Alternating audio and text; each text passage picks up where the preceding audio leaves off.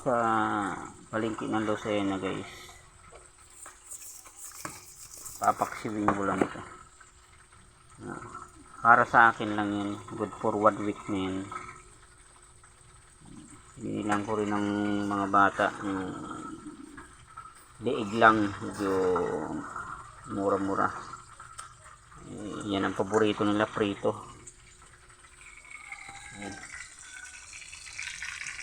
Kasama ng pambaon nila dyan bukas. So, ano talaga, budget lang ngayon.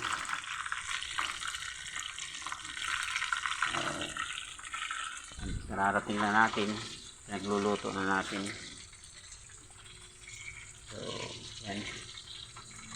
Marami pa naman akong kanin, bahaw. So, yan guys. Thank you for watching.